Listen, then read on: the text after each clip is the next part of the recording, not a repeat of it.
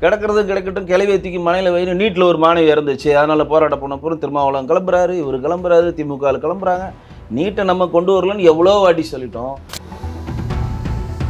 குறைந்தபட்சம் செயல் திட்ட அடிப்படையில் நாங்கள் வந்து கூட்டணி வச்சுப்போம் அப்படின்னு. இப்போ சீமான் அவர்களுக்கோ திரு விஜய் அவர்களுக்கோ நம்மக்கிட்ட ஒரு நம்மளுடைய நிலையிலேருந்து எதிர்நிலையில் அவங்க இருந்தாலும் குறைந்தபட்ச செயல் திட்ட அடிப்படையில் அவங்க இணைவாங்க நம்ம நம்புகிறோம். குறைந்தபட்ச செயல் திட்டம் என்ன என்பதை எங்களுடைய உள்துறை அமைச்சர் அமித்ஷா அவர்கள் மட்டும்தான் சொல்லுவாங்க. மாண்புமிகு முன்னாள் முதலமைச்சர் திரு எடப்பாடி அவர்கள் மட்டும்தான் சொல்லுவாங்க தவிர பொது வழியில் எங்களுக்கு இது சொல்கிறதுக்கான வாய்ப்புகள் கிடையாது. எங்களுக்கு அதை பற்றி சொல்கிறதுக்கான எந்த அதிகாரமும் இல்லை. இது ஒன்று.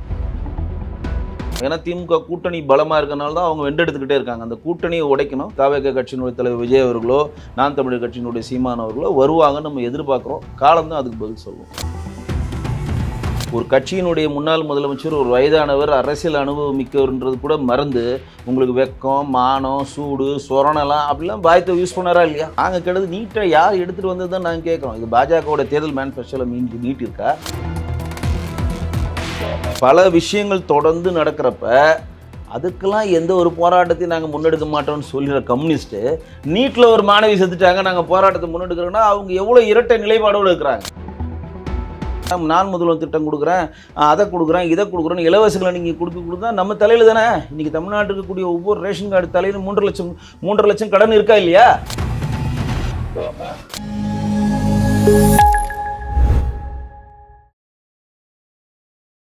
நாதஸ்நேயர்களுக்கு வணக்கம். அரசியல் பல பரபரப்பான கட்டங்களை நோக்கி நகர்ந்து கொண்டு வருகிறது. அது குறித்து விவாதிக்க பாஜகவின் கலை இலக்கிய பிரிவு மாநில செயலாளர் திரு வெங்கடேசன் அவர்கள் முன்னிலையிருக்கார். வணக்கம் சார். வணக்கம் சார். சார், தமிழக பாஜகவோட நிலைமை எப்படி இருக்கு? புதுசாக நயனார் வந்து பதவியேற்றிருக்காரு, விஜய் அவர்களை கூட்டணிக்கு கூப்பிட்டுருக்காரு, இதை எப்படி பார்க்கலாம்? இல்லை, விஜய் அவர்களை மட்டும் அவர் கூட்டணி கூப்பிடல. நாம் தமிழர்கள் கட்சியை சேர்ந்த சீமான் அவர்களுக்கும் ஓப்பன் கேட்டு தான் 2024 எலெக்ஷன்லேயே வந்து தெளிவாக சொல்லிட்டார். அவர் வந்து நம்ம உள்துறை அமைச்சர் அமித்ஷா அவர்கள் வந்து திமுக எதிர்க்கிற எந்த கட்சியும் நம்மளை வந்து தேசிய ஜனநாயக கூட்டணியில் இணையலான்றதை அன்னியிலேருந்து தான் சொல்லிட்டு இருக்காங்க. இது புதுசாக வந்து எங்களோட மாநில தலைவர் சொல்லலை. இப்போ என்ன ப்ரிஃபரன்ஸாக என்ன கொடுக்குறாங்கன்னா, திமுகவின்ற அராஜக ஆட்சியை வந்து வீழ்த்தணுன்ற எண்ணம் உடையவர்கள் யார் வேணால் வரலாம், அவங்க ஓப்பனாக நாங்கள் கொடுக்குறோன்றது எங்களோட உள்துறை அமைச்சர் சொன்னது தான் நயனார் அவர்கள் வந்து பொது வழியில் வழிமொழிஞ்சிருக்காரு.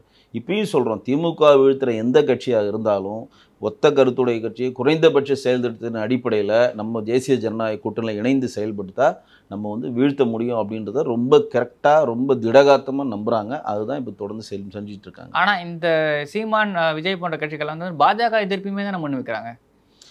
அதாவது அரசியலில் வந்து இப்போ நீங்கள் நம்மளோட அனைத்து இந்திய அண்ணா திராவிட முன்னேற்ற கழகம் வந்து கூட்டணி வச்சுருந்தாலும் நம்ம கொண்டு வந்த வக்பு வாரிக்கு ஏற்ற மாதிரி தான் அவங்க ஓட்டு போடுறாங்க. இன்றைக்கி அவங்களும் நீட்டுக்கு ஏற்ற நிலைப்பாடில் தான் இருக்காங்க. அதெல்லாம் வந்து நம்ம அதனால தான் அமித்ஷா அவர்கள் தெளிவாக ஒரு விஷயத்தை குறிப்பிட்டு சொன்னார். அதாவது பாஜக ஏடிஎம்கே இணையிற அன்னைக்கு தெளிவாக ஒரு விஷயத்த சொன்னார். குறைந்தபட்சம் செயல் திட்ட அடிப்படையில் நாங்கள் வந்து கூட்டணி வச்சுப்போம் அப்படின்னு. இப்போ சீமான் அவர்களுக்கோ திரு விஜய் அவர்களுக்கோ நம்மக்கிட்ட ஒரு நம்மளுடைய நிலையிலேருந்து எதிர்நிலையில் அவங்க இருந்தாலும் குறைந்தபட்ச செயல் திட்ட அடிப்படையில் அவங்க இணைவாங்க நம்ம நம்புகிறோம். அதாவது திமுக வீழ்த்த வேணும்னு அவங்களும் நினைக்கணும்.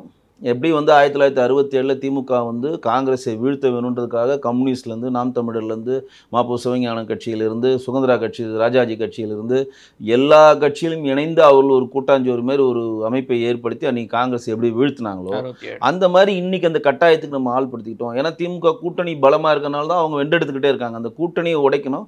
அந்த கூட்டணியை உடைக்க முடியல அப்படின்னா இந்த மாதிரி ஒரு பலமான கூட்டணி நம்ம உருவாக்குறதுக்கு குறைந்தபட்ச செயல் திட்டம் இருக்கிறப்ப நம்மளுடைய தவேக கட்சியினுடைய தலைவர் விஜய் அவர்களோ நாம் தமிழர் கட்சியினுடைய சீமான் அவர்களோ வருவாங்கன்னு நம்ம எதிர்பார்க்குறோம். காலம் தான் அதுக்கு பதில் சொல்லுவோம். ஓகே சார், அந்த குறைந்தபட்ச செயல் திட்டம்ன்றது என்னன்னு ஒரு கேள்வி இருக்குல்ல. ஏன்னு பார்த்தீங்கன்னா இப்போ அதிமுக பாஜக கூட்டணியை நோக்கி இப்போ பொதுவாக இருக்க கேள்வி என்னன்னு பார்த்தீங்கன்னா, டீலிமிட்டைசேஷனில் அதிமுகவோட பார்வை என்ன, பாஜகவோட பார்வை என்ன, நீட் விஷயத்தில் அதிமுகவோட பார்வை என்ன, பாஜகவோட பார்வை என்ன, மும்மொழி கொள்கையில் அதிமுகவோட பார்வை என்ன, பாஜகவோட பார்வை இந்த மாதிரி விஷயங்கள் வந்து பொதுப்படியான ஒரு கேள்வி இருக்கும்ல. இந்த என்ன ஒரு மினிமம் ஆக்ஷன் பிளான் இவங்க 2 பேருக்குள்ள இருக்கும்? இல்லை, இது வந்து குறைந்தபட்சம் செயல் திட்டன்றதை எங்களுடைய மாநில தலைவர் உங்களை மாதிரி ஒரு செய்தியாளருக்கு இதே முன்வைக்கிறப்ப அவர் சொன்னதை தான் நான் இப்போ உங்கள்கிட்ட பதிவு செய்ய விரும்புகிறேன். இந்த குறைந்தபட்ச செயல் திட்டம் என்ன என்பதை எங்களுடைய உள்துறை அமைச்சர் அமித்ஷா அவர்கள் மட்டும்தான் சொல்லுவாங்க. மாண்புமிகு முன்னாள் முதலமைச்சர் திரு எடப்பாடி அவர்கள் மட்டும்தான் சொல்லுவாங்க தவிர பொது வழியில் எங்களுக்கு இது சொல்கிறதுக்கான வாய்ப்புகள் கிடையாது. எங்களுக்கு அதை பற்றி சொல்கிறதுக்கான எந்த அதிகாரமும் இல்லை. இது ஒன்று. இப்போ நீங்கள் வந்து 1999 நீங்கள் ஏன் வந்து திமுக வந்து ஏன் பிஜேபியோட கூட்டணி வச்சுன்னு சொல்லி இப்போ நம்ம சொல்கிறோம். இப்போ வந்து நீங்கள் கூட்டணி வைக்க மாட்டீங்க வைக்க மாட்டீங்கன்னு சொல்லிட்டு இப்போ போய் வச்சிட்டீங்களே அப்படின்றப்போ நம்ம அந்த கேள்வி முன்வைக்கிறோம். அன்றைக்கி வந்து எடப்பாடி அவர்கள் அது முன்வைக்கிறார். நீங்கள் 99 வைக்கிறப்ப இனிச்சுதா இப்போ கசக்குதான்றப்போ அப்போ அவங்க ஒரு கூட்டணி சொல்கிறாங்க, ஒரு கண்டென்ட் சொல்கிறாங்க. நாங்கள் வந்து பாபர் மசூதியில் வந்து ராமர் கோயில் கட்டக்கூடாதுன்ற குறைந்தபட்ச செயல் திட்டம் வச்சோம், காஷ்மீருக்கு 370 ஆர்டிகல் எடுக்கக்கூடாதுன்னு குறைந்தபட்சம் சொல்கிறாங்க. அதை வந்து அவங்க ஏற்றுக்கிட்டாங்கன்னு சொல்லி கடந்து போகிறாங்க. ஆனால் இதற்கான பவர் யார்கிட்ட இருக்குது அப்படின்னு பார்த்தீங்கன்னா உள்துறை அமைச்சர் அவர்கள்ட்டும் மாண்புமிகு முன்னாள் முதலமைச்சர் எடப்பாடி அவர்கள்ட்ட தான் இருக்குது. அதுக்கான பவர் ஆகட்டும், என்னென்ன குறைந்தபட்ச செயல் திட்டம்ன்றது இன்றைக்கி சொல்ல வேண்டிய அவசியமும் தேவையில்லை. ஏன்னா கூட்டணி இருந்து எல்லாம் செட்டில் ஆகி அது தேர்தல் மேனிஃபெஸ்டோன்னு ஒன்று வந்த பிறகு தான் அதுக்கப்புறம் தான் அதை பிரிப்பாங்க அப்படின்னு. அதற்கு காலம் நேரம் இருக்குது. அது சொல்லுகிற அதிகாரம் நம்மிடம் இல்லை. சுகாதாரத்துறை அமைச்சர் மா சுப்பிரமணியன் என்ன விஷயம் கேட்குறான்னு பார்த்தீங்கன்னா, தமிழிசை அவர்களும் இபிஎஸ் அவர்களும் நீட் எதிர்ப்பில் வந்து பார்த்தீங்கன்னா தமிழ்நாடு அரசு பக்கம் நிற்கணுன்ற ஒரு விஷயம் வந்து அவர் கேட்குறாரு. இதுக்கான வாய்ப்பு இருக்குன்னு நினைக்கிறீங்களா? இல்லை, எதுக்கு அப்படி நிற்கணுன்றார்? அவர் தான் மக்களை ஏமாற்றிட்டு இருக்காரு. நாங்கள் எதுக்கு மக்களை ஏமாற்றணும்? அவர் வந்து ஏன் மக்களை ஏமாத்துறாரு? நீட்டை எதிர்க்கிற, நீட்டை வந்து நீக்கிற ரகசியம் எங்களுக்கு தெரியும்னு சொல்லிட்டு மாண்புமிகு இன்றைக்கி இருக்கக்கூடிய துணை முதலமைச்சர் திரு உதயநிதி ஸ்டாலின் சொன்னாரா இல்லையா? அந்த ரகசியம் எங்களுக்கு மட்டும்தான் இருக்குன்னு சொன்னோம். இது மட்டும் இல்லாமல் ஒரு கட்சியினுடைய முன்னாள் முதலமைச்சர் ஒரு வயதானவர், அரசியல் அனுபவம் மிக்கவர்ன்றது கூட மறந்து உங்களுக்கு வெக்கம், மானம், சூடு, சொரணலாம் அப்படிலாம் பாயத்தை யூஸ் பண்ணாரா இல்லையா? அது எவ்வளோ ஒரு அபத்தமான வார்த்தை. அன்றைக்கி இருக்கவங்க எல்லாம் அந்த மேடையில் இருக்கவங்களாம் சிரித்தாங்க. இருந்தால் நீங்கள் வந்து அடிமை கட்டு இல்லாமல் நீட்டை நீங்கள் இயக்கியிருக்கோம்ன்றாங்க. நாங்கள் கேட்டது நீட்டை யார் எடுத்துகிட்டு வந்தது தான் நாங்கள் கேட்குறோம். இது பாஜகவோட தேர்தல் மேனிஃபெஸ்டோவில் நீட் இருக்கா? நீட்டை வந்து 2011 10ஆம் ஆண்டு வந்து அன்றைக்கி சுகாதாரத்துறை அமைச்சராக இருந்த குலாம் நபி ஆசாத் தான் அன்றைக்கி வந்து அது கொண்டு வராரு. திமுகவுடைய காந்தி செல் வந்து அது வந்து பாராளுமன்றத்தில் அந்த பில்லே பாஸ் பண்ணுறாங்க. எடுத்துகிட்டு வந்தது காங்கிரஸும் திமுகவும் தான். ஆனால் எடுத்துகிட்டு வந்து அவங்க இம்ப்ளிமெண்ட் பண்ணது, நீங்கள் இம்ப்ளிமெண்ட் பண்ணது நம்ம கிடையாது. இம்ப்ளிமெண்ட் பண்ணுறது உச்சநீதிமன்றம் தான். ஒரு வாட்டி விலக்கு கூட ஜெயலலிதா பீரியடில் நீட்டுக்கு விலக்கு பெற்றாங்க. அப்போ உச்சநீதிமன்றம் ஒவ்வொரு மாநிலத்திலும் நீங்கள் விலக்கு கொடுத்துக்கிட்டே இருந்தால் இதோட பர்பஸே எல்லாம் போயிடும். அப்போ தேசிய மருத்துவ ஆணையத்துக்கு தெளிவாக உத்தரவிடுது, இந்தியா ஃபுல்லாக நீட் இருந்தால் ஆகணும்னு சொல்லி. உச்சநீதிமன்றத்தில் தான் அது பின்பற்றப்படுகிறது. அந்த உச்சநீதிமன்றத்தில் போயிட்டு நீட்டு வந்து கம்பல்சரி வேணும் அப்படின்னு வாதாடினது யாருன்னு பார்த்தீங்கன்னா சண்முகத்தினுடைய மனைவியாக இருக்கக்கூடிய நளினி. எவ்வளோ முரண்பாடு பாருங்கள். பட்ட பரிவத்தினே தெரியுது, எல்லா வேலையும் இவங்க தான் பண்ணியிருக்காங்க. ஆனால் நீட்டுக்கு எதிராக நம்ம குரல் கொடுக்குற மாதிரி ஒரு படத்தை ஓட்டுறாங்க. இப்போ நம்ம ஒரு கேள்வி வைக்கிறோம். இப்போ கம்யூனிஸ்ட் அவர்கள் வந்து நேற்று கூட நீட்டில் ஒரு மாணவி இறந்தாங்கன்னு சொல்லி நாங்கள் போராட்டக்களை வைக்க போகிறோம்னு சொல்லி கம்யூனிஸ்ட் அறிவிச்சிருக்காங்க. இதே நீட்டை வந்து கம்யூனிஸ்ட் ஆளுகிற பினராயி விஜயன் ஏற்றுட்டு இன்றைக்கி வரையும் பண்ணிட்டு தான் இருக்காங்களே. அப்போ கன்னியாகுமரிக்கு அப்படி போனால் ஒரு நிலைப்பாடு, கன்னியாகுமரிக்கு இப்படி வந்து ஒரு நிலைப்பாடான்ற ஒரு கேள்வி எழுது. ஒன்று, இங்கே இருக்கக்கூடிய கம்யூனிஸ்ட் இந்த கேள்வி முன்வைக்கிறோம். இங்கே இருக்கக்கூடிய டாஸ்மார்க் மூலம் டெய்லி கொலை நடந்துக்கிட்டு இருக்கா இல்லையா? சிந்தட்டிக் ட்ரக்ஸ் மூலம் டெய்லி கொலை நடந்திருக்கா இல்லையா?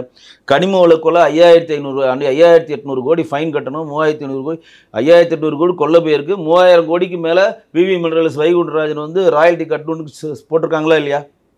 சட்டம் போட்டிருக்காங்களா இல்லையா? இப்படி வந்து இங்கே டாஸ்மார்க் சம்மந்தமானவாகட்டும், கனிம சொல்லமாகட்டும், மணல் கொள்கையாகட்டும், இப்படி பல விஷயங்கள் தொடர்ந்து நடக்கிறப்ப அதுக்கெல்லாம் எந்த ஒரு போராட்டத்தையும் நாங்கள் முன்னெடுக்க மாட்டோம்னு சொல்கிற கம்யூனிஸ்ட்டு நீட்டில் ஒரு மாணவி செத்துட்டாங்க நாங்கள் போராட்டத்தை முன்னெடுக்கிறோன்னா அவங்க எவ்வளோ இரட்டை நிலைப்பாடோடு இருக்கிறாங்க. இப்போ நீட்டில் வந்து இதுவரையும் 20 பேர் இறந்துட்டாங்க. அது நம்ம ஆழ்ந்த இரங்கல்கள். இப்போ +2 ஃபெயில் ஆனால் எத்தனையோ பேர் இறக்குறாங்க. அதுக்கெல்லாம் கம்யூனிஸ்ட் போராட்டம் நடக்குதா? 10th ஃபெயில் ஆனால் எத்தனை பேர் இறக்குறாங்களா இல்லையா? ஆக்சிடெண்ட்டில் எத்தனையோ பேர் இறக்குறாங்க. அதுக்கெல்லாம் நாங்கள் போராட்டம் பண்ண போகிறோம். அது குடிச்ச ஆக்சிடெண்ட்டில் இருக்கிறவங்க. ஆமாங்க, அதுதான் சொல்கிறேன்.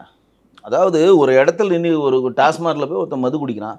அந்த டாஸ்மார்க்கில் இருக்கிற ஒரு இன்ஃபார்மர் பின்னாடி இருக்க போலீஸ்க்கு இன்ஃபார்ம் கொடுக்குறான், காவல்துறைக்கு. சார் இந்த வண்டி உள்ளவர், இந்த சட்டை போட்டவர் இந்த பக்கம் கிராஸ் ஆகுறோம், கரெக்டாக அந்த சைடு வந்து நீ மது குடிச்சிருக்குன்னு சொல்லி ஃபைன் போடுறான். நாம ஏமாற்றிட்டு இருக்கோம். அதில் நம்மளை நாம ஏமாற்றி கொண்டிருக்கிறோம் அப்படின்றது தான்.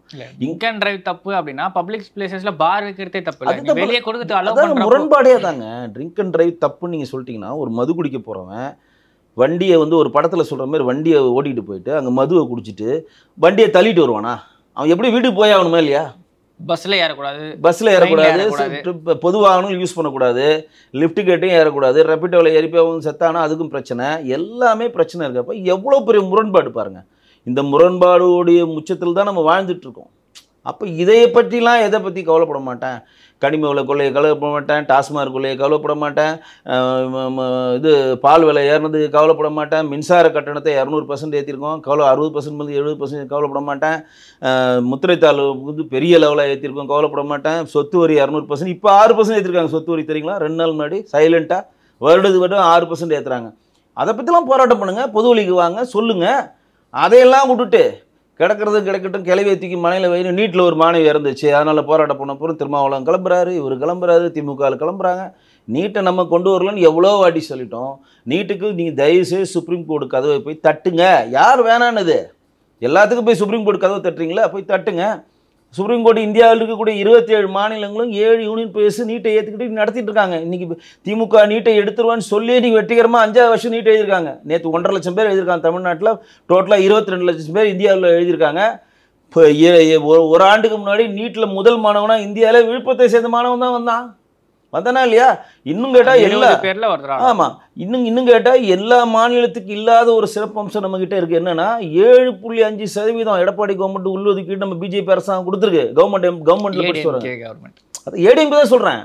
ஏடிஎம்கே கவர்மெண்ட்ல அன்னைக்கு இருக்கக்கூடிய மத்திய அரசு சட்டமாக்குனதுக்கு உதவி பண்ணுது. அன்னைக்கு இருக்க கவர்னர் அதுக்கு கையெழுத்து போட்டார். அதுக்கு வந்து சென்ட்ரலில் வந்து அது உதவி புரிஞ்சுது. மத்திய அரசு உதவி புரியாமல் வாங்க முடியாது. கவர்னர் கையெழுத்து சும்மா போட முடியாது. 7.5% பண்ணால்தான் இங்கே இருக்கக்கூடிய கவர்மெண்ட்டில் சேர்ந்தவர் முன்னாடி படித்த விட அதிகமாக படிக்கிறாங்க. இது எதுக்கு சொல்ல வரேன்? முன்னாடி படிச்சவங்களோட அதிகமாக படிக்கிறாங்களான்ற டேட்டாஸ் வந்து பார்த்தீங்கன்னா ப்ராப்பரா இல்லை. அந்த டேட்டாஸ் கிடைக்காம நம்ம அதை பற்றி பேசுறோம். சரி, ஏதோ ஒன்று 7.5% உள்ளொதுக்கீடு கொடுத்துருக்கோமா இல்லை? இது எந்த மாநிலத்துக்கு கொடுத்துருக்கோமா? நான் சொல்கிறது நீட்டு கொண்டு வந்துட்டோம். நீட்டு இங்கே வந்துருச்சு நீங்கள் சொல்கிறீங்க. அந்த நீட்டுக்குள்ளே ஒரு ஃபெசிலிட்டியே இந்த ஏடிஎம்கே கவர்மெண்ட் பண்ணி கொடுச்சா இல்லையா? அதனால் அது டிஎம்கே எதனா முன்னெடுத்ததா? 11 மருத்துவக் கல்லூரிகள் கொடுத்தோம் நம்ம சென்ட்ரல் கவர்மெண்ட்டில். இப்போ டிஎம்கே வந்து 4 வருஷம் ஆகுது. எதனா ஒரு மருத்துவக் கல்லூரி கட்டியிருக்காங்களா? இப்போ 13 கல்லூரிக்கு அப்புறம் ஒரு 6 மாதத்துக்கு முன்னாடி தான் சார் பிஜேபி இல்லைங்க கட்டி 50% ஃபண்ட் ஆகி பில்டிங் நடந்துட்டு இருக்குங்க. இவங்க வந்து எந்த அப்ரூவல் இல்லை. எய்ம்ஸுக்கு இல்லை. எய்ம்ஸ் தனக்கு கதையை வந்து நீங்கள் 11 கல்லூரி கூட விடாதீங்க. 11 கல்லூரி வந்து முழுக்க மத்திய அரசினுடைய சுகாதாரத்துறை ஃபண்டில் கட்டப்படுறது. 60-40 அது. எய்ம்ஸ் வந்து நம்ம ஜப்பானுடைய கட்டமைப்பில் பண்ணுறது. இந்தியாவிலேயே பெரிய அதிகமான படுக்கைகள் கொண்ட அதிகமாக இன்வெஸ்ட்மெண்ட்டில் கட்டுறதுனால கொரோனா பீரியடுக்கு வந்தனால தான் அது லேட்டுன்னு சொல்லிட்டாங்க. இப்போ ஆல்மோஸ்ட் 50% வேலை முடிஞ்சிருச்சு. 26-27 வந்து ஓப்பனிங் பண்ணுறோன்னு சொல்லிட்டாங்க. இப்போ எல்லாருமே இதில் கொண்டு வந்துட்டாங்க. இப்போ இஷ்யூஸ் என்னென்னா, இந்த மாதிரி ஒரு கட்டமைப்பை எடப்பாடி கவர்மெண்ட்டும் இருந்து சாதித்து வாங்கின மாதிரி டிஎம்கே கவர்மெண்ட் எதனா வாங்கியிருக்காங்களா?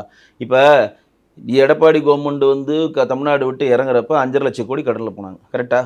இன்றைக்கி நம்ம 10 லட்சம் கோடி கடனில் இருக்கும். 10 லட்சம் கோடி கடனில் இருக்கும். கிட்டத்தட்ட ஏடிஎம்கே வந்து 10 வருஷம் ஆண்டு. அதுக்கு முன்னாடி ஏன்னா 5 முறை தான் ஏடிஎம்கே ஆண்டிருக்காங்க. இவங்க 6 முறை ஆண்டிருக்காங்கன்னு வச்சுக்கோங்க. அதற்கு முன்னாடி ஆண்டும் அவங்க வந்து இவ்வளோ நாட்கள் ஆண்டும் 5 லட்சம் கோடி கடன்னா, நீங்கள் ஜெயிச்சு வந்து 4 வருஷம் முடிஞ்சு இப்போ 5ஆவது வருஷம் தான் இப்போ தான் ஸ்டார்ட் பண்ணுறீங்க. இந்த 5 வருஷத்துலேயே 5 லட்சம் கடன்றது எவ்வளோ பெரியது? பொதுத்துறை நிறுவனங்களையும் 5 லட்சம் கோடி கடனில் வச்சுருக்கீங்க. 12 லட்சம் கோடி கடன் தமிழ்நாடு இருக்குது. கரெக்டாங்களா? சரி, 11 லட்சம் கோடி இருக்கே, எல்லா கடனையும் அடைச்சிட்டிங்களா அப்படின்னு பார்த்தா டான்ஜிகோவில் இன்றைக்கி வரைக்கும் கடனில் தான் இருக்குது. இன்றைக்கி வந்து அகல விலைப்படி இன்றைக்கி கொடுக்க முடியல. இன்றைக்கி வந்து டிரான்ஸ்போர்ட்டில் ஒர்க் பண்ண, போக்குவரத்துறையில் ஒர்க் பண்ண போனவங்க யாருக்குமே தமிழ்நாடுடைய அவங்களுடைய ஓய்வூதியம் சம்மந்தமாக அவங்களுடைய ப்ராவிடென்ட் ஃபண்ட் ஆகட்டும் மற்றதாகட்டும் இதற்கான எல்லா சலுகைகளையும் இன்றைக்கி வரையும் தமிழ்நாடு கவர்மெண்ட் கொடுக்கல. வயதாகி அவன் ரிட்டையர் ஆகிட்டு போகிறான். அவனுக்கு வேண்டிய பரிவர்த்தனையும் அவனுக்கு வேண்டிய தமிழ்நாடு கவர்மெண்ட் கொடுக்க வேண்டிய பணத்தை கொடுக்க. ஏன்னா ஃபண்ட் இல்லைன்றான் இதில் டிரான்ஸ்போர்ட்டில். அப்போ டான்ஜிகோவில் ஃப்ரெண்ட் இல்லை. ஜாக்டோடியோ சொன்ன கோரிக்கையும் ஏற்றுக்கல. பழைய ஓய்வு திட்டம் 2004 எப்படி வந்தது மாதிரி கொடுக்குறேன்னு சொன்னதும் ஒத்துக்கல. சத்துணவு பணியாளர்கள் போராட்டம் பண்ணுறாங்க. மாற்றுத்திறனாளிகள் போராட்டம் பண்ணுறாங்க. ஜாக்டோஜியோ போராட்டம் பண்ணுறாங்க. ஆசிரியர்கள் போராட்டம் பண்ணுறாங்க. மே மாதம் லீவில் வந்தே ஆகணும்னு சொல்லிட்டு அமைச்சர் அங்கன்வாடி எல்லாரும் போராட்டம் பண்ணுறாங்க. எதுக்கு நான் இங்கே பதிவு பண்ணுறேன்னா, நீங்கள் எல்லாரும் போராட்டம் பண்ணுறேன், உங்களுக்கு எதுக்கு பாராட்டு விழா? அவன் வயிறு எழுதின்னு உட்காந்துக்கிறான். எல்லாம் போராட்டம் பண்ணுறீங்க. ஒன்று. ரெண்டாவது, இந்த 10 லட்சம் கோடி கடன் பொதுத்துறை நிறுவனம் 5 லட்சம் கோடி கடன் சேர்த்து 15 லட்சம் கோடி கடன் நீங்கள் வச்சுருந்து என்ன இங்கே உள்கட்டமைப்பை மேம்படுத்தியிருக்கீங்க? இங்கே நாங்கள் இந்த உள்கட்டமைப்பை மேம்படுத்தியிருக்கோம். இவ்வளோ அணைகள் கட்டியிருக்கோம். இத்தனை பெரிய பெரிய மெடிக்கல் காலேஜ் திறந்துருக்கோம். இங்கே வந்து சாலைகளை நாங்கள் இப்படி கனெக்ட் பண்ணியிருக்கோம். எதனா ஒன்று சொல்லுங்கள். எதுவுமே இல்லையா? அப்போ எது கடன் வாங்குறீங்க? நம்மக்கிட்ட கடன் வாங்கி நான் 1000 ரூபா கொடுக்குறேன், பென்ஷனுக்கு 2000 கொடுக்குறேன், நான் முதல்வன் திட்டம் கொடுக்குறேன், அதை கொடுக்குறேன், இதை கொடுக்குறேன்னு இலவசங்களை நீங்கள் கொடுத்தா நம்ம தலையில் தானே. இன்றைக்கி தமிழ்நாட்டுக்கு இருக்கக்கூடிய ஒவ்வொரு ரேஷன் கார்டு தலையிலும் 3 லட்சம் கடன் இருக்கா இல்லையா? 2 கோடி 20 லட்சம் பேர்கிட்ட 20 லட்சம் ரேஷன் கார்டு இருக்குது. எல்லார்ட்டையும் கடன் இருக்கா இல்லையா? எல்லா தலையிலும் கடன். நீங்கள் வாங்குற கடன் வந்து நாளைக்கு மாண்புமிகு முதலமைச்சர் வீட்டை விற்றோ காட்டை விற்றோ கட்ட போகிறாரா? அடுத்த அரசாங்கம் வரப்ப நம்ம தலையில தானே வரப்போகுது.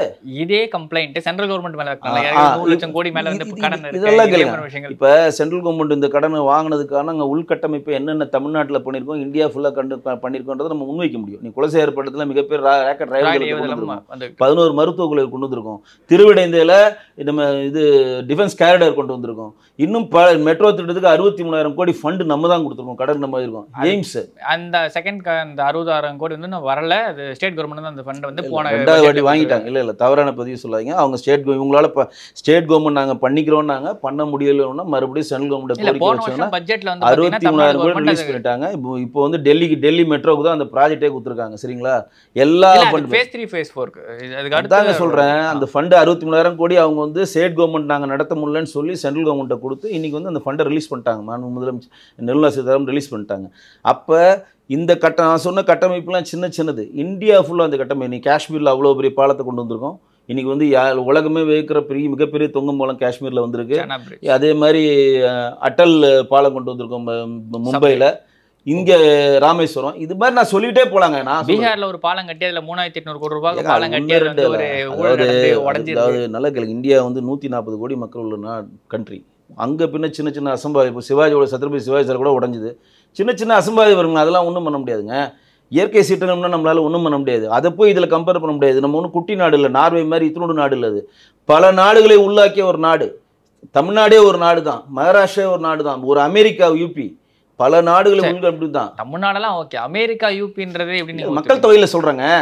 நீங்கள் யூபியில் 25 கோடி மக்கள் இருக்கிறாங்க. ஒட்டுமொத்த அமெரிக்காவோட மக்கள் தொகை 25 கோடி தானே. அதை வச்சு தாங்க நான் சொல்கிறேன். அதில் ஒரு சின்ன அசம்பாவிதம் வந்து நம்ம மேற்கோள் காட்டணுன்ற அவசியம் இல்லை. இதையெல்லாம் நாங்கள் கடனை வாங்கி மேற்கோள் காட்டி நம்ம உள்கட்டமைப்பு பண்ணியிருக்கோம். அந்த மாதிரி உள்கட்டமைப்பு இங்கே தமிழக அரசு எதுனா பண்ணியிருக்கான்னு தான் நாங்கள் கேட்குறோம். நம்ம கேட்குறது நீங்கள் 5 லட்சம் கோடி கடனை வாங்கிட்டீங்க.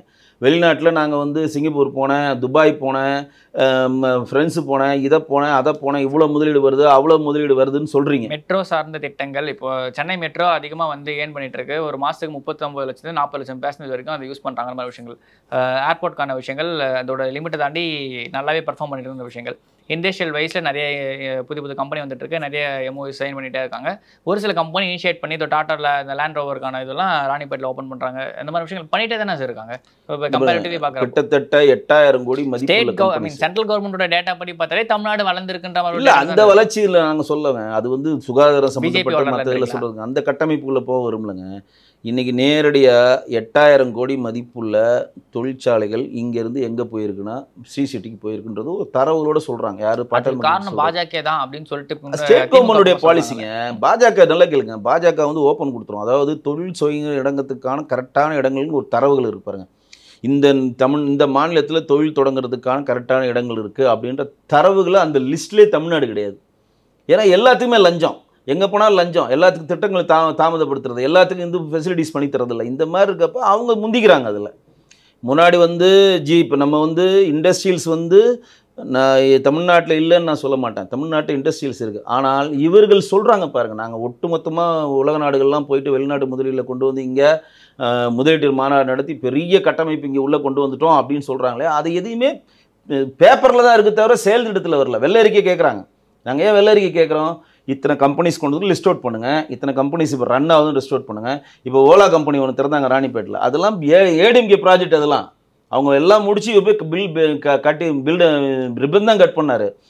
மிகப்பெரிய ஒரு ஆத்தூரில் சேலத்தில் கால்நடை சம்மந்தமான ஒரு காலேஜ் திறந்தாங்களே, ஒரு ஆராய்ச்சி நிலையம் திறந்தாங்க. அது எவ்வளோ பெரிய ப்ராஜெக்ட் தெரியுமா? அது ஏடிஎம்கே ப்ராஜெக்ட் பண்ணி அவங்க முடிச்சிட்டாங்க. எலெக்ஷனில் தோத்தாங்க. இவங்க கொண்டு கொஞ்ச நாள் கழிச்சு போய் திறந்தாங்க. பார்த்தா மெட்ரோக்கு தான் கலைஞர் ஆரம்பிச்சாரு ஜெயலலிதா அவங்க. இல்லை அதாவது நான் எதுவும் சொல்லுங்க, அந்த ப்ராஜெக்டை கம்ப்ளீட் பண்ணுது அவினாசி திட்டம் வந்து 2 பேர் பங்கு இருக்குன்னு அதெல்லாம் சொல்ல வரலங்க. நீங்கள் என்ன புதுசாக ஆரம்பிச்சிங்கன்றது வெள்ளை அறிக்கை கேட்கணும், அவ்வளோதான். நீங்கள் என்ன சொல்கிறீங்க? நாங்கள் உலக முதலீட்டு மாநாடு போட்டோம், இவ்வளோ இன்வெஸ்ட்மெண்ட் வந்துச்சுன்னு தொழில்துறை அமைச்சர் ராஜா அவர்கள் சொல்கிறார். நாங்கள் அந்த நாட்டில் வந்தாங்க, இந்த நாட்டில் வந்தாங்க, எல்லாம் 48,000 கோடி அதானி கூட இன்வெஸ்ட் பண்ணுறாங்களே. ஏன் இன்னைக்கு விஜயங்கம் துறைமுகம் நம்மளை விட்டு அங்கே போச்சு கம்யூனிஸ்ட்டுக்கு? ஏங்க அங்கே போச்சு? ஆமைகள் முட்டை போடுற இடம் அதனால தான் வந்து அங்கே போச்சுன்ற ஒரு விஷயம். அதாவது இன்னைக்கு அதானி அம்பானியை வந்து எதிர்க்கிற மிகப்பெரிய கார்பரேட் கட்சி எதுனா கம்யூனிஸ்ட் தான். இன்றைக்கி அவங்களே அந்த அதானி வரவேற்று தானே அவ்வளோ பெரிய துறைமுகத்தை கொடுத்துருக்காங்க. தொழில் சார்ந்த விஷயங்கள். இது எதுக்கு சொல்ல வரேன்னா, நீங்கள் வந்து கொள்கை ரீதியாக வரப்போ நீங்கள் ஒரு ப்ராஜெக்டை மிஸ் பண்ணுறப்ப அவங்க எவ்வளோ அழகாக சேர்ந்தாங்க பாருங்க. சசி தரூர் கொள்கை ரீதியான இப்போ நம்ம கூட தான் ஒரு இது ஹார்பர் ஒன்று கொடுத்துருக்கோம் அதானிக்கு. அதாவது நல்ல அது காட்டுப்பள்ளி எக்ஸ்டென்ஷன் கொடுத்துருக்கோம். அது அப்பயே ஏடிஎம்கே கவர்மெண்ட்லேயே கொடுத்தது தான். அது இப்போ இஷ்யூஸ் என்னன்னா நீங்கள் அதானி வந்து ஏடிஎம்கே கவர்மெண்ட் எதிர்க்கல. கமுதியில் அவ்வளோ பெரிய சோலார் பிளான் பண்ணாங்க. ஆமா. காட்டுப்பள்ளி அவங்க தான் இருக்கிறப்பே பண்ணாங்க. காட்டுப்பள்ளி அவங்க வந்து எதுவுமே சொல்லலை. ஏன்னா இன்வெஸ்ட்மெண்ட் வாங்க தான் சொல்றாங்க. இவங்க தான் அங்கிருந்து வாங்கின அந்த சோலாரை வந்து பார்த்தீங்கன்னா ரொம்ப அதிகமான காசு கொடுத்துட்டு வாங்கிட்டோன்னு ஒரு கம்ப்ளைண்ட் இருந்துச்சு. அது இருக்கு. அது தமிழ்நாடு கவர்மெண்ட்டுக்கும் டான்ஜிக்கும் நடக்கிற உள்கட்டமைப்பு, அது உள்ள நம்ம போக விரும்பல. நான் கேட்கறது இந்த துறைமுகம் ஃபர்ஸ்ட் ஆஃபர் யார் கொடுத்தது? தமிழ்நாடு தானே கொடுத்தாங்க. அந்த தமிழ்நாடு கொடுக்குறப்ப இங்க இதுவாயிடும் அதுவாயிடும். ஆமைகள் முட்டை போட்டு குறிஞ்சு போடுறாங்க. அப்ப அங்க ஆமைகளே இல்லையா? முட்டை போடாதா? என்னங்க இது? இப்போ இந்த கம்யூனிஸ்ட்டுக்கு வந்து போராட்டம் பண்ணுறேன்னு சொல்றதுக்கு நான் முன்னாடி சொன்னேன். இப்போ ஓஎன்ஜிஸுக்கு இப்போ வந்து கன்னியாகுமரிலையும் சென்னையிலும் வந்து ஓஎன்ஜிஸில் வந்து நீங்கள் கேஸ் எடுத்துக்கலான்னு அனுமதி மத்திய அரசு கொடுக்குன்னு சொல்லியிருக்காங்களே. இன்னொன்று என்ஓசி கொடுக்கல. ஸ்டேட் கவர்மெண்ட் என்ஓசி கொடுத்தா தான் பண்ணும். மும்பையில் ஓஎன்ஜிஸு பல வருடங்களாக பல ஆண்டுகளாக நடந்துட்டுருக்கு. அங்கே வந்து எண்ணெய் எடுத்துகிட்டு தான் இருக்காங்க, கேஸ் எடுத்துகிட்டு இருக்காங்க. கடல் வளம் பாதிக்கப்பட்ட மாதிரி எந்த ஒரு செய்தியும் இல்லை, எதுவுமே கிடையாது. அங்கே இருக்க கடல் அமைப்போ நம்ம கடல் அமைப்போ ஒன்றும் கிடையாது சார். இல்லை நல்லா கேளுங்க. ஒரு இதில் வந்து ஒரு ப்ராஜெக்ட் பண்ணுறாங்கன்னா அந்த ப்ராஜெக்டை அங்கே பண்ண முடியும், ப்ராசஸ் இருந்தால் தான் பண்ண முடியும். கூடங்குளம் மாவட்டம் கல்பாக்கு அணுமின் நிலையெல்லாம் பொழுது போகாமல் கொண்டு வந்து இங்கே வைக்கல. அவங்களுக்கோட நிலைத்தன்மை அங்கே இருக்கணும். அதுக்கான சேஃப்டி, அந்த பாறை அமைப்பு, மண்வளம், இந்த கழிவுகளை எப்படி வெளியேற்றுறது, நாளைக்கு அது பிளாஸ்ட் ஆனால் எத்தனை பேர் அங்கே பாதிக்கப்படாமல் இருக்கிறதுக்கான எல்லா கட்டமைப்பும் ஒரு நேராக வந்து சென்ட்ரல் கவர்மெண்ட் அந்த ப்ராஜெக்ட் போனால் தான் அந்த ப்ராஜெக்டே சைன் ஆகும். இல்லாட்டி சைனே ஆகாது. இப்போ கூட அனுமதி கொடுக்குறது வந்து கிணற போட்டுக்க அனுமதி கொடுக்கல, ஆராய்ச்சி பண்ணதான் அனுமதி கொடுத்துருக்காங்க. அங்கே போனால் கிடைக்குமா என்ன? கல்பாக்கமும் ஆராய்ச்சி பண்ண ஆரம்பிச்சு தான் இப்போ மின் உற்பத்தி. ஆமாங்க, ஆராய்ச்சி பண்ணி கிடைச்சதாங்க. அது பாசிட்டிவ் வந்தால் எடுக்கலாங்கன்னு தான் சொல்கிறாங்க. அது சம்மந்தமாக நாங்கள் போராட்டத்தை வைக்கிறோம்னு சொல்கிறது இது கம்யூனிஸ்ட்டுக்கு தான். நான் இதை முன்வைக்கிறேன். இதே மும்பையில் வெற்றிகரமாக நடந்துட்டு இருக்கு, பல இடங்களில் வெற்றிகரம் நடந்துட்டு இருக்கப்ப நாங்கள் டங்ஸ்டன் போராட்டம் மாதிரி இதுக்கு போராட்டம் போனோம்னா அப்போ சென்ட்ரல் கவர்மெண்ட் கொடுக்குற எல்லா ப்ராஜெக்ட் தான் நீங்கள் போராட்டம் பண்ணுறது சொல்லி தவிர இங்கே டாஸ்மாக் ஊழலை பற்றி போராட்டம் பண்ண மாட்டேங்க, இருமொழி கொள்கைன்னு சொல்லிட்டு ஏமாத்துறாங்க. பாஜகவே போராட்டம் பண்ணல சார். அதாவது போராட்டன்றது நாங்கள் சொல்கிறது இங்கே புரிஞ்சிக்கல. போராட்டம் பண்ணணும் தான் நாங்கள் சொல்கிறோம். பாஜக எல்லா இடத்துலையும் தன்னுடைய கருத்துக்களை முன் வச்சுட்டு தான் இருக்கிறோம். இவங்க வந்து அதை வந்து ஒத்து ஊதுறாங்க தான் சொல்கிறோம். இப்போ 1000 கோடின்றது அமலாக்கத்துறை சொல்கிறது தான் சொல்கிறோம். 49,000 கோடி சொல்கிறாங்க டோட்டலாக. இப்போ வரும் கொஞ்சம் கொஞ்சமாக அவர் இப்போ ஜெகன்மோகன் ரெட்டி மாட்டியிருக்காரு அங்கே அமலாக்கத்துறையில். அடுத்து இப்போ கொஞ்சம் கொஞ்சமாக வரும், வராமலாம் போகாது. கிருஷ்ணசாமி வந்து புதிய தமிழகத்தோட கிருஷ்ணசாமி வந்து போன வருஷம் கவர்னர் கிட்ட கொடுக்குறப்ப 1 லட்சம் கோடி ஊழல்ன்ற மாதிரி விஷயங்கள் ஆமாம் கொடுத்தாரு அவர். இல்லை அது நம்ம அமலாக்கத்துறை தான் சொல்ல முடியும். அது வந்து கண்ணுக்கு நேராக தெரியுங்க. அதாவது 10 ரூபா பாட்டிலுக்கு எக்ஸ்ட்ரா வாங்குறாங்கன்னா ஸ்ட்ரைட்டாக ஒரு நாளைக்கு 150 கோடி சம்பாதிக்கிறாங்க அவங்க. கண்ணுக்கு நேராக தெரியுதுங்க. ஒரு பாட்டில் வந்து இப்போ மது ஆயுத தீர்வுடைய சீல் இல்லாமல் லோகோ இல்லாமல் பல சரக்குகள் வந்து விற்கிறாங்கன்னு சொல்கிறாங்க. இதில் எந்த அளவு உண்மைன்னு தெரியல. இதெல்லாம் வரும், வராமலாம் போகாது. நீங்கள் வந்து அமலாக்கத்துறையெல்லாம் வந்து ஒரு இதில் ரைட் பண்ணுறாங்கன்னா அவங்களுக்கு வேண்டிய தரவுகள், அவங்களுக்கு வேண்டிய டாக்குமெண்ட்ஸு, அவங்க இதை பற்றி முழுமையாக தெரிஞ்சு இதை வந்து கோர்ட்டில் கொண்டு போய் சப்மிட் பண்ணால் இந்த கேஸ் நிற்கும், இந்த ஆதாரங்கள் நம்மளை திரட்ட முடியும்னால தான் அந்த ரைடுக்கு வருவாங்க. ஆனாலும் கோர்ட்டுக்கு எடுத்துகிட்டு போய் டாக்குமெண்ட்ஸ் ஃபைல் பண்ண முடியாமல் எத்தனையோ கேஸ் ஜாமீனாகி வெளில வராங்களே. ஏங்க இப்போ குண்டாஸ் போடுறாங்க தமிழ்நாடு கவர்மெண்ட், திடீர்னு 3 மாதம் தமிழ்நாடு கவர்மெண்ட் சொல்கிறாங்க. நல்ல குண்டாஸ்னு இதே தாங்க. அப்போ மக்களோட கொந்தளிப்பு தாங்காமல் குண்டாஸை போட்டுறான், அவன் போகணும் தட்டிட்டு வெளியே வரலையா? இப்போ நம்ம வந்து அரெஸ்ட் பண்ணுறப்ப அதற்கான தரவுகள், நீ கலாச்சாரம் குடிச்சதில் நம்ம மேலே எவ்வளோ கொந்தளிப்பு இருந்துச்சு. 67 பேர் நம்ம எவ்வளோ கோபமாக இருந்தோம். இன்றைக்கி 67 பேர் ஜெயிலுக்கு இருக்கிறானா? 67 பேர் வெளியே வந்துட்டாங்க ஜாமீனில். ஏங்க வரான் ஜாமீனில்? நம்ம சட்டம் அப்படி தாங்க இருக்குது. எல்லாருமே குண்டாஸ் தானே போட்டாங்க. அதில் பாதி பேர் மேலே குண்டாஸ் போட்டாங்க. நீங்கள் அதில் வந்து வெளியில் வந்து ஒருத்தர் மறுபடியும் சாராயங்காச்சுனா தங்கராசுன்றவன் சாராயங்காச்சும் மாட்டினா ஆகணும் தனியாக. சட்டத்திட்டங்கள் இப்படி தான் இருக்குது. அது நம்ம எதுவும் பண்ண முடியாது. நீங்கள் வந்து 2G வழக்கே எடுத்துங்க. 2G வழக்கில் ஊழல் நடந்திருக்குன்னு தமிழ்நாட்டில் ஒட்டுமொத்த இந்தியாவில் இருக்கவங்க எல்லாருக்குமே தெரியும். ஏன் அந்த நீதியை வழங்கின நீதிபதிக்கே தெரியும். அவர் என்ன சொல்கிறாரு, முகாந்திரம் இருக்குன்னு எனக்கு தெரியுது, ஆனால் நான் கேட்ட தரவுகளும் நான் தீர்ப்பு கொடுக்கறதுக்கான எவிடன்ஸை சிபிஐ கொடுக்க தவறிடுச்சு. சிஏஜியே வந்து சொன்னார்ல, இது மாதிரி பண்ணியிருந்தாமே ஊழல் நடந்திருக்கும், இதில் வந்து ஊழல் நடந்திருக்கும். அப்போ வந்து நீதிபதி என்ன சொல்கிறாருன்னா, நீ குற்றவாளி இல்லைன்னு அவங்க விடுதலை பண்ணல. நீங்கள் குற்றவாளியா இல்லைன்றது நான் வரல, முகாந்திரம் இருக்குன்னு எனக்கு தெரியுது. ஆனால் நீங்கள் குற்றவாளின்னு ப்ரூவ் பண்ணுறதுக்கான எவிடன்ஸ் எதுனா தருவாங்கன்னு வெயிட் பண்ண கிடைக்கல. அதோட சாதகமாத்தி விடுதலை பண்றாங்க. இப்போ மேல்முறையீடு அமித்ஷாவை குற்றவாளின்னு சொன்ன நீதிபதி லோதாவோட மரணமே மர்மமான மரணம் அப்படின்னு சொல்லிட்டு அவங்களோட குடும்பத்துல சொல்லுறாங்க.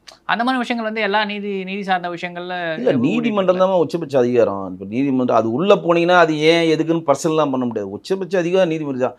இப்போ 2G வழக்குனால அவங்க ஆட்சியை இழந்தாங்க காங்கிரஸ். நீங்கள் அந்த 2G வழக்கில் அவங்க இல்லை நீங்கள் விடுதலைன்னு சொன்னால் அதையும் நம்ம ஏற்றுக்கிறோம்ல. இல்லை, நம்ம மேல்முறையீடு இப்போ போயிருக்கோம் அது விஷயம். இப்போ கூட நம்ம பல்கலைக்கழகத்துக்கான அந்த பவர்ஸை வந்து கவர்னர்கிட்ட வந்து நாங்கள் வந்து துணைவேந்தர் நியமிக்கிற அதிகாரம் தமிழக அரசு கொடுக்கணும்னு 10 மசோதாவுக்கு நீதி அரசு தீர்ப்பு அளிச்சிருக்காங்க. இப்போ அதுக்கு மேல்முறையீடு நம்ம போக போகிறோம். அது மேல்முறையீடுக்கு பார்லிமெண்ட் குழுவாகட்டும். பில்லு பாஸ் பண்ணதுக்கப்புறம் யூஜிசி ஒரு சில கைட்லைன்ஸ் வெளியிட்டு இருந்தாங்க. இல்லை, அந்த கைட்லைன்ஸ் தனியாக இருந்தாலும் இந்த பில்லு வந்து பாராளுமன்ற அதிகாரத்துக்குள்ள நீதிமன்றங்கள் தலையிடுன்ற ஒரு கண்டென்ட் தான் ஜெக்தீப் வந்து பொது வழியில் சொல்கிறார். ஸோ சட்ட ஆணையமும் பார்லிமெண்ட் போர்டும் பிரதமர் அலுவலகமும் எல்லாம் சேர்ந்து இது எப்படி பண்ணலாம், அவசர சட்டம் போட்டு பிளாக் பண்ணலாமா, இல்லாட்டி மேல்முறையீடு போகலாமா, இல்லை மறுசீராய்வு மனு போகலாம், இது அதுக்கான பிளான்ஸ் நடந்துட்டு இருக்கு. இப்போ பெஹல்காம் பிரச்சனை வந்ததுனால தான் இது கொஞ்சம் ஸ்டாப் ஆகிருக்கு. தவிர இதை அப்படியே விட மாட்டாங்க. அதுக்குள்ளேயே தான் இவங்க கடகடன்னு எதுக்கு இது கொண்டாடுறாங்க பாராட்டு விழா. எப்படியும் நீதிமன்றம் போய் அதை நம்ம உடச்சி அதை நம்ம வென்றெடுப்போம்னு அவங்களுக்கு தெரியும். கவர்னருக்கான அதிகாரத்தை வந்து கொடுக்க முடியாதுன்றது அவங்களுக்கு தெரியும்.